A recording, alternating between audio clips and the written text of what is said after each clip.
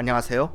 대한민국 네이션 정립 프로젝트에서 저는 한국인은 어떤 존재인가 라는 질문부터 시작해야 한다고 생각했습니다. 우리가 지금 이 시대를 살아가며 한국인이라는 말을 당연하게 쓰고 있지만 과연 그 말 속에는 어떤 역사적 의미가 담겨 있을까요? 그러는 와중 저에게 하나의 책이 눈에 들어왔습니다.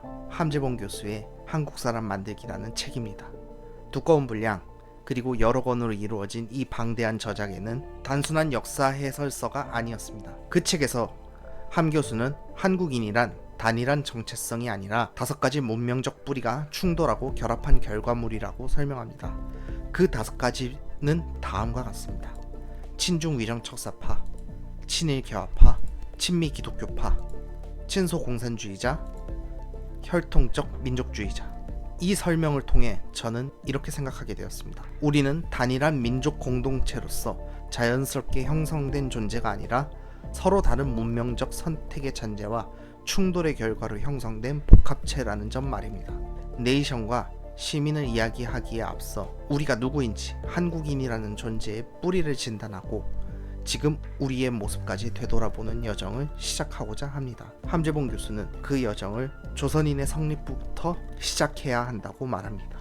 지금 그 이야기를 시작하겠습니다. 고려와 조선, 같은 한반도 위에 세워진 두 나라이지만 이 둘이 그린 사회의 모습은 근본적으로 달랐습니다. 정치 제도나 통치 체제뿐만 아니라 모족을 중심으로 한 삶의 방식과 인간관계에 대한 인식 자체가 달랐습니다. 고려 사회는 우리가 일반적으로 알고 있는 유교적 질서와 거리가 멀었습니다. 당시에는 여성이 중심이 된 가족 구조가 당연하게 받아들여졌고 이는 일상 속에서 매우 다양한 방식으로 나타났습니다. 예를 들어 남자가 장가를 들고 여자가 집을 중심으로 가족을 유지하는 구조, 딸도 재산을 상속받고 제사도 주관하며 여성의 재산권이 보장되었던 시기.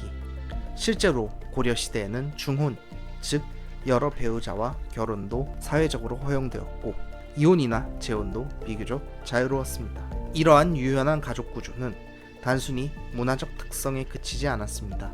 여성의 실질적 경제력과 사회적 지위를 기반으로 한 제도적 현실이었던 것입니다. 하지만 조선을 세운 신진사대부들은 이 모든 것을 문명적 타락이라 보았습니다. 중국의 송나라의 성리학, 주자학을 중심으로 새로운 사회질서, 새로운 인간관계의 문법을 설계하고자 했습니다. 그 핵심은 바로 총법제입니다.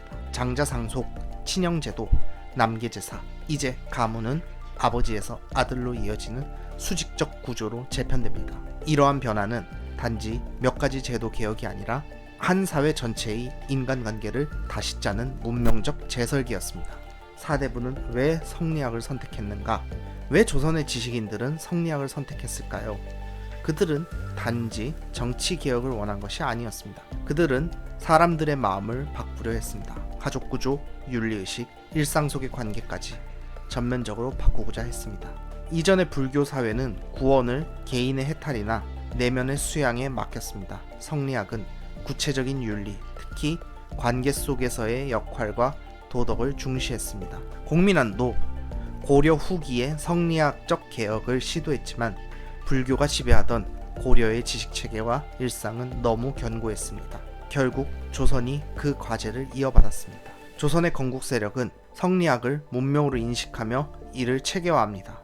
성리학은 곧 이상국가의 설계도였습니다. 세종은 단순한 문물 개혁가가 아니었습니다. 철저히 성리학적 국가를 꿈꾸었습니다. 그의 정책과 제도는 이 방향으로 수련됩니다. 집현전을 설치하고 훈민정음을 참제하며 출판과 문자 보급을 통해 백성 전체에게 새로운 윤리를 보급하고자 했습니다. 즉 문자와 지식의 보급은 단순한 교양의 확산이 아니라 성리학적 인간을 대량으로 양산하기 위한 시스템 구축이었습니다. 고려시대의 혼례는 상호 교환적 성격이 강했습니다.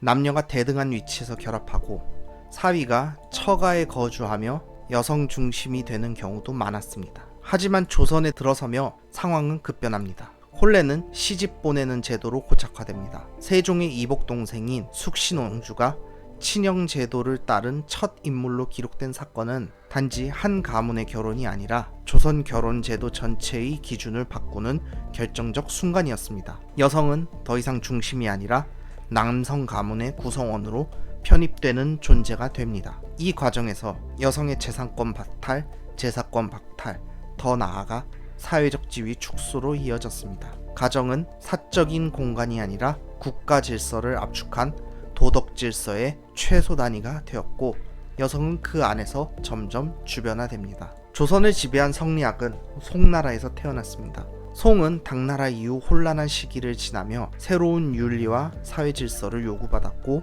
도시가 팽창하고 상업이 번성하면서 계층 이동이 빈번해지자 기존의 불교적 내면 수양만으로는 사회 질서를 유지할 수 없었습니다. 이때 등장한 주인은 가정과 예절 중심의 윤리를 체계화하고 이를 주자가래라는 형식으로 정리합니다. 주인은 당나라 멸망 이후 붕괴된 예의 복원이 송나라의 가장 시급한 문제라고 여겼습니다. 그리고 가래를 집필할 때 지나치게 형식적인 것은 과감히 삭제합니다. 이는 사회 전체를 관통하는 도덕적 질서의 설계도였습니다.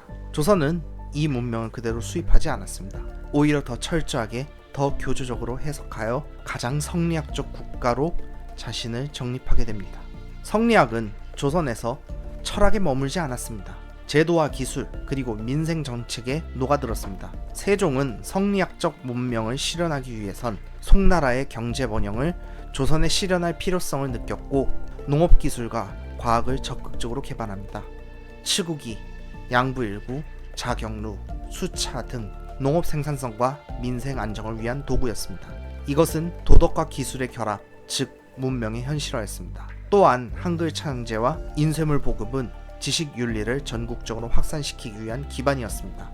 이는 단지 학문이 아니라 국가가 인간을 길러내는 공장으로 바뀌어가는 과정이었습니다. 성리학이 뿌리내린 조선은 하나의 거대한 가족국가가 됩니다.